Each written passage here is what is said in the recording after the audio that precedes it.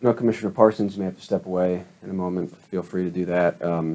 I do want to get into the mail-in versus the in-person ballot in a minute, but I just want to continue on that theme of integrity briefly, because one of my concerns is from either party.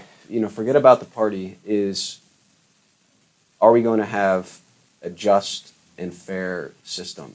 And with where our nation's at now, I do have some concerns, frankly, for either side, that there could be people who really don't care about that and want to just make sure that their guy wins. And so I think it's very important that you do have a system in place that is very, very secure, the least possible means. And I want to read something here and kind of tie it into American history with election, and just kind of get your comments on what the underlying foundation is for some of this stuff. So this is from the book of Deuteronomy. It says, "You shall not have in your bag two kinds of weights, a large and a small. You shall not have in your house two kinds of measures, a large and a small. A full and fair weight you shall have, a full and fair measure you shall have." So the idea of just weights and measures, that you're going to have an accurate way of measuring, and this was largely in the context of economics and business, but I think would apply to election integrity. And in fact, I couldn't find the exact case. It's hard to find some of these court cases, but I read that there was a Court of Appeals case in 1904 in West Virginia that cited the Ten Commandments as the basis for preventing election fraud.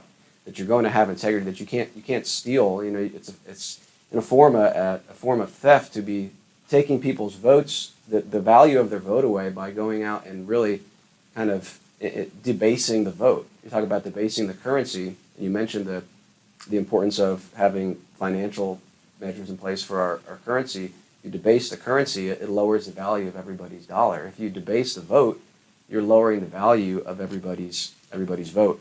And the Puritan Matthew Henry said that this law in Deuteronomy said don't even have these weights and measures in your house, because if you have them, you'll be tempted to use them. And so I think that's one of my concerns with this Act 77 mail-in, ballots. Just this, wide net, anybody can do it. There's going to be more temptation there to potentially cause fraud. So you talk about integrity, and what's the foundation? I mean, as our nation continues we're kind of at a point of polarization. I mean, what's the foundation that we can turn to and say, hey, we need to at least have honesty, integrity, and truth and justice in these matters? I think it's appropriate to look at history and know that, throughout history, a constitutional republic like ours is a very rare thing. Throughout history, most of the time, people have been governed by kings or tyrants or dictators, and it's a rare thing and it's a fragile thing.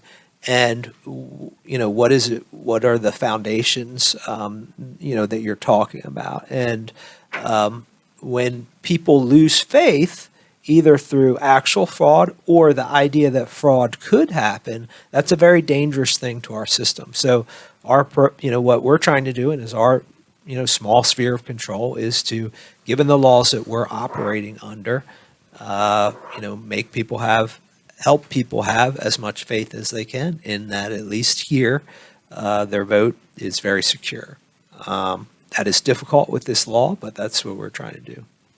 I want to say I can't speak to what other states do. They have experience in this, and I haven't researched necessarily how they put their election systems in place. So I can't speak to the integrity of those other states and how they do things. I will say this, though, that unlike many other states, our elections are a little more complicated, and they got even more complicated with Act 77. Why a little bit more complicated here in Pennsylvania? Well, we're a Commonwealth, and we really pride ourselves on having elected officials closest to the people.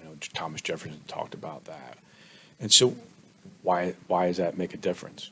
Our ballots are usually much longer than some other places, and so it's a little more complex. In fact, we had one of the vendors previously talk about the fact that they do this work for other states, and we have longest ballots. So the idea of printing multiple pages is foreign to some places.